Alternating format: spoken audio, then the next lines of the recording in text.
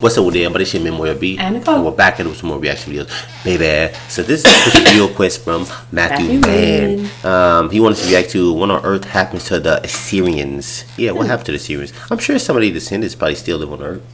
Probably, I don't know. I guess we're going to find out. Yeah, so because I'm not really very, sure. very interested. Yeah. Thank you, Matthew Mann, for your support. Thank you. I'm going to dive right into it. There are few groups on Earth that could truly say that they have had such a deep and profound impact on the culture of nearly all modern people groups on the planet as the Assyrians. Such an ancient and primordial people that they even predate the Old Testament, being around in one form or another for nearly as long as written language has existed, and in fact it has been purported that even Jesus Christ himself spoke a form of Aramaic. Yet it would come as a great surprise people back then spoke Greek, Aramaic, indeed still exists in our modern world, still located in the cradle of civilization, and unfortunately, similar to many groups, are in great danger of extinction from this planet, with much of their history intentionally annihilated in the past few decades. However, many in this group are beginning to reclaim their identity as the remnants of some of the first civilizations of the Fertile Crescent, and are regrouping around the globe as one of the more interesting ethno-linguistic groups in the Middle East.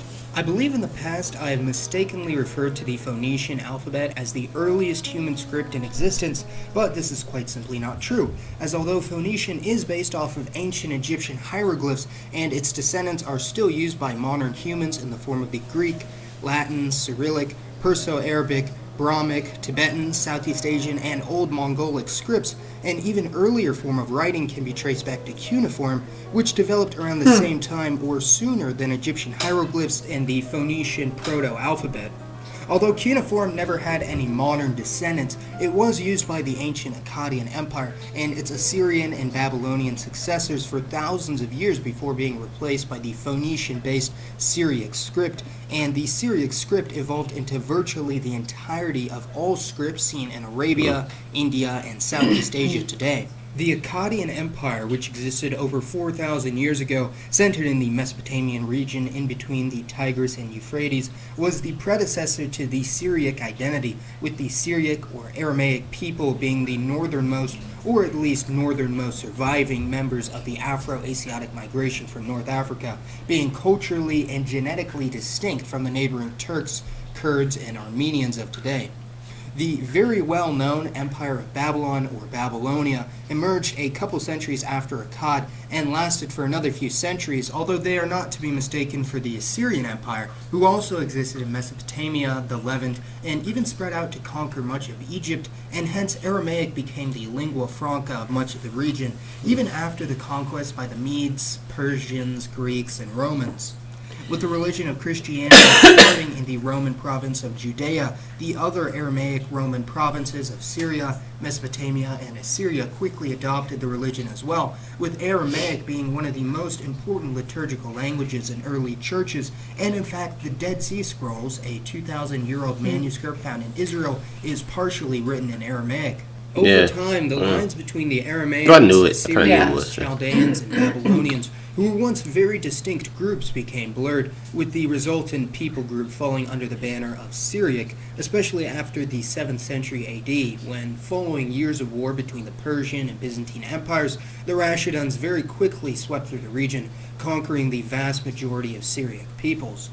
Although a very large proportion of the Syriac population was converted to Islam and Arabized, meaning they took Arabic names and or intermarried into the Arab population, the remaining group with ancient origins in the Levant fall under this umbrella term, encompassing the pre-Arab northern Semitic peoples of this region, excluding the Jews, although many historic and modern sources simply use the term Assyrian to refer to this entire community, while some sources still, including many Assyrians themselves, use the term Syrian to refer to their pan-ethnic identity, although clearly this does cause some confusion when comparing to the modern nationality. However, as mentioned, there are many different subgroups of Assyrians with many different cultures, identities, as well as dialects of the Aramaic language, and the Aramaic or Aramean peoples claim descent from Aram, grandson of Noah through his son Shem, which is of course where they get their namesake, although not all Syriac peoples are descendants of the ancient Arameans who existed near the ancient Israelites. Because the Assyrians were so thoroughly scattered throughout the Middle East in the past 2,000 years, there have evolved a multitude of Aramaic languages, with the largest being Turoyo, Assyrian, and Chaldean, located in small pockets in Iraq, Syria, and Turkey, and the majority have some degree of mutual intelligibility.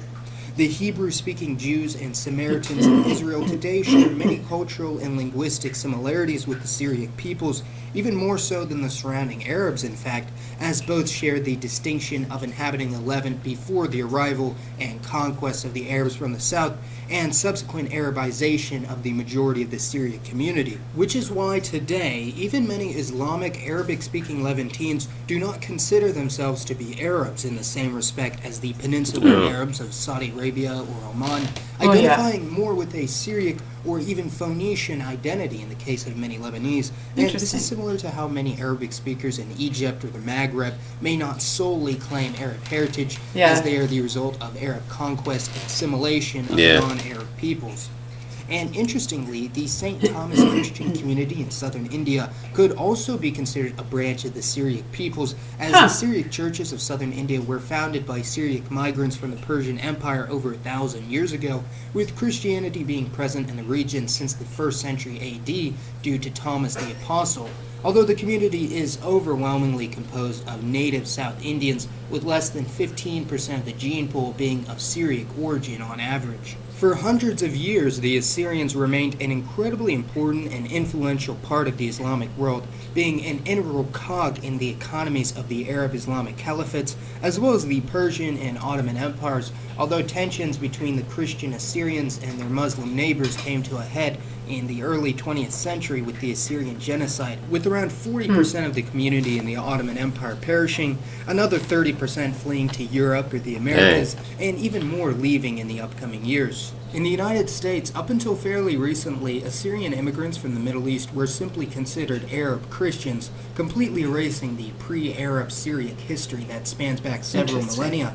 And this is true for Syriac Christian migrants to Latin America as well, with virtually the entire community being assimilated into the Arabic-speaking Christians of Maronites and Melkites, who have existed in the region for nearly 2 centuries and number well over several million.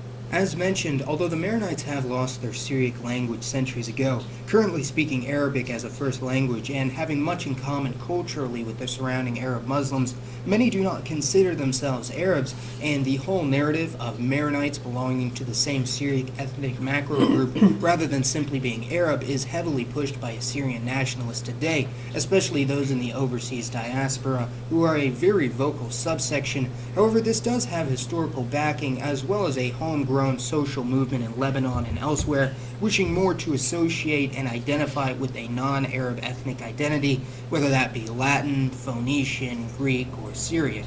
During the Crusades, the Maronite Catholics were far more receptive and welcoming to the incoming Catholic Crusaders than the Orthodox Christians, such as the Melkites, who were often treated similarly as the Muslims.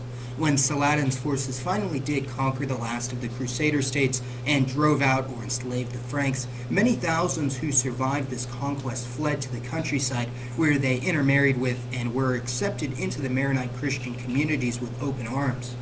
Due to this, Lebanese Maronites have around 12 to 24% European admixture on average, as opposed to only 2% for Druze or Lebanese Muslims, and this is certainly apparent in the West, as I personally have noticed that Lebanese Christians in America are far more likely to identify as white than their Muslim counterparts, although the difference in culture may also be a large factor. Speaking of religion, as mentioned, the Assyrian people are today overwhelmingly Christian, but the largest denomination of Christianity among the Assyrians is an ancient sect known as Nestorianism, Yeah, I never heard of which it. many consider to be an Eastern Catholic denomination, although there are many important distinctions, with the remaining Assyrian Christians falling into the Orthodox and Catholic sects, along with a small but rapidly growing Protestant movement.